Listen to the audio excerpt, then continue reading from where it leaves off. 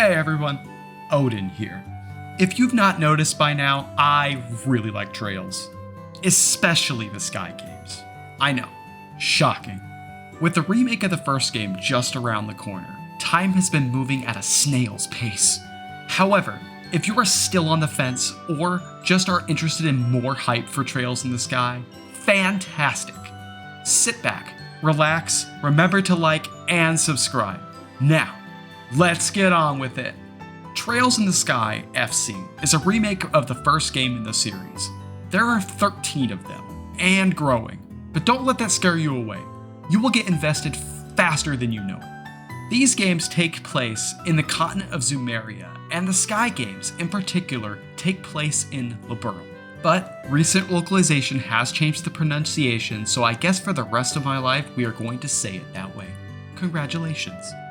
Liberl is a kingdom located to the southwest in Zumeria. It is a constitutional monarchy that is still recovering from the 100 Days War. What is the 100 Days War? Here's a quick rundown. This war was waged by Erebonia, the country to the north, as they decided to invade Liberl. Erebonia started this with a blitzkrieg attack and it nearly took the entire nation. Erebonia managed to invade all of Liberl except for the capital, Grand Cell, and the army headquarters, Leisten. If not for Liberl's pioneering orbital technology and reinforcements from the allied nation of Calvard, they would have been completely decimated. A ceasefire was made, and Erebonia claimed it was due to a grievous error attributed to a tragic incident occurring within Erebonian borders. Sure. Whatever you say, Gileath Osborne. Like, seriously, all Osborns are bad. I'm seeing trends here. The war took a huge toll on the citizens and plays a huge part in the story of Trails in the Sky. Each city, town, or village has something to say regarding the war. The war even took a toll on our main character, Estelle, her mother also being part of the tragedy. But instead of having sight on revenge, she looks past it and truly helps ones in need. She is Bestel. Seriously. Trails in the Sky has an exceptional cast of characters. To name a few, there are Estelle and Joshua Bright, Sherazard the Silver Streak, Olivier, Chloe, Agate, and Tita. It is a long list, but they are great. I'll briefly describe them. Joshua was brought into the family by Cassius one afternoon for reasons undisclosed. From that moment on, Estelle had an adopted brother, and Joshua would also have a best friend who would know him in and out. It is an incredible bond that really shows. They both keep each other in check, and they both act as catalysts for each other's character development. You have Sherazard, a senior bracer who acts as the mentor for both Joshua and Estelle. She was taught by Cassius Bright as a bracer and passes on the same teachings to Estelle and Joshua. She is a free spirit that helps build into the charming but serious Trails humor. Then you have Olivier. He is quite the personality. Him and his lute are part of every part of Estelle and Joshua's journey. He not only adds comic relief, but he's also quite a cool guy with a ton to be discovered about him. Next is Chloe. She attends a school called Genis Royal Academy. This academy is a charter school and comes across Estelle and Joshua during their travels. Chloe is the best. She is awesome and she glows with positive energy. Her personality, genuine love of people around her, and story are fantastic. If there's Chloe and Estelle, brightly natured individuals, then you have polar opposites, Joshua and Agate. Agate is a trusted bracer like Sherazard, and is blunt as a hammer. His skills, though, are undeniable, and he comes across Estelle and Joshua while he's investigating a case by traveling the kingdom alone. He is edgy, so that checks out. He adds incredible plot depth to the story, though, and he is a total badass. Last is Tita.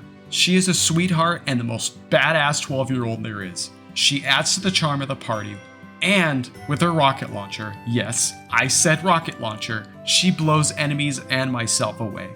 The cast of characters grows as the game continues, and with each new character is more charm to the game. Each and every one of them is well thought out, and it proves that Trails in the Sky is one of the most peak games out there. The setup of the Trails games is very important to know going in, especially going into a series of 13 games, and counting. Each arc takes place in a country or kingdom within Zumeria, some of those being, but not limited to, Liberal, Crossbell, Erebonia, and Calvar. There are games that join arcs together as well. Note, you do not necessarily need to start at Sky, the Liberal arc, to get the most enjoyment. Another great place to start is Cold Steel, the Erebonia arc. If you are interested in that arc, please take a look at the video linked on the screen for more. While there is some benefit to playing the games in order, they are also constructed in a way that always gets you questioning more about the world. You only know more by playing the other games. That's what I did. I started with Cold Steel and then went back to Sky. I couldn't stop. These games are just that good. Even the worst ones are an 8 or a 9 if I had to give a number. But back to setup and execution. Each arc in the series has a setup game and execution game. Cold Steel being the exception, there are 2 of each within the Erebonia arc. Here's an example. Trails in the Sky first chapter is the setup, and second chapter is the execution. That does not make first chapter less important than second chapter though. It is actually the opposite, which is probably common sense.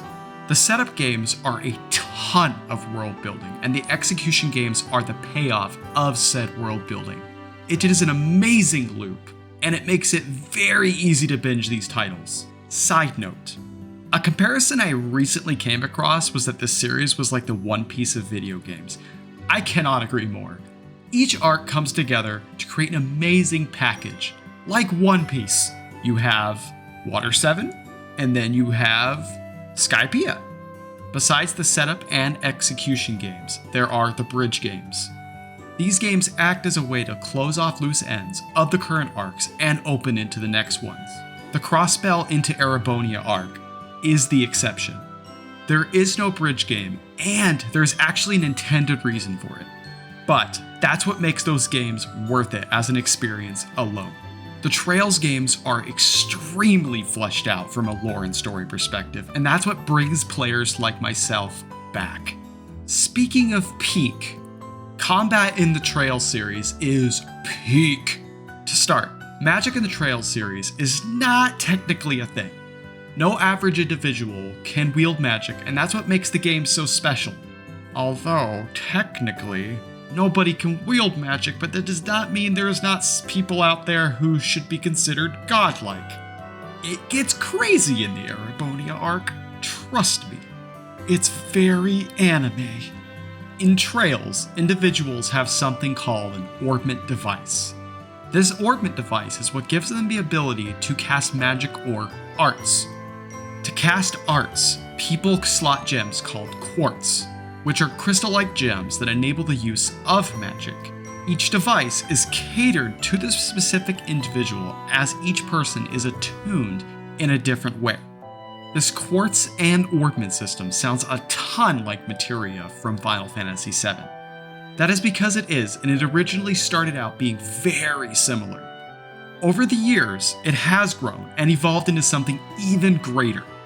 On top of attacks and arts, there are crafts that are specific to each character. Crafts are designated attacks or support moves and offer a variety of effects. This gives identity to each party member and truly makes each one stand out. Last but not least is the S-Crafts. These moves are wild. They do lots of damage, revive your party, or provide a variety of buffs. This is where the games get very anime though, which is why it is awesome. These moves are over the top and the highlight of the game series and the personality of Trails. Fun fact, in Trails in the Sky first chapter, each craft is almost frame for frame identical to the original game. Like, what? That's so sick! I personally love it when studios pay that much respect to the game they're basing the current work on. But before I continue, I never noticed the arts and crafts play on words. Thanks, Misshapen Chair, for pointing that out. Check out his recent videos on the original Trails in the Sky. He does an excellent job. They are spoiler-ridden, so major warning. Nihon Falcom sets the standard for OSTs in a video game. Each game in the series hosts a phenomenal soundtrack. Of course, some are better than others, but overall, the entire series is full of bangers. They have real talent over there. Here's a few samples.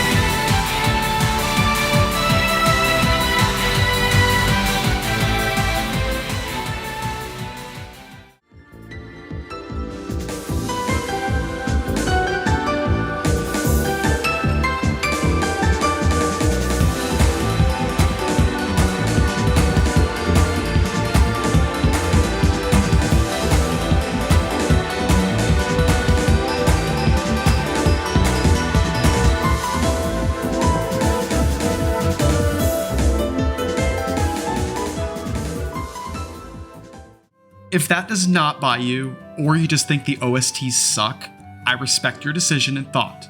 But I also think you're crazy. The Trail series is very special to me. I 1000% believe this series is peak JRPG potential.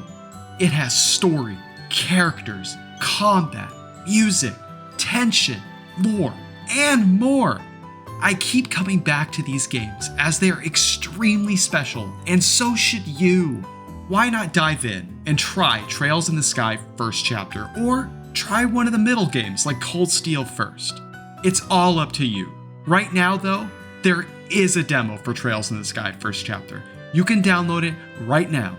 Even better, you can download it, beat the demo, and carry your save over to the final release. All games should do this. Period. So, are you buying Trails in the Sky first chapter? I know I am. I've made 3 videos at this point. If you have not noticed by now, I am a huge Trails fan, and you can be one yourself. See you on release day. If you love Trails, Nihon Falcom content, or just love the vibes of this channel, please like and subscribe for more so you do not miss out on future content. Odin here. Have a Zantetsuken day. Peace out.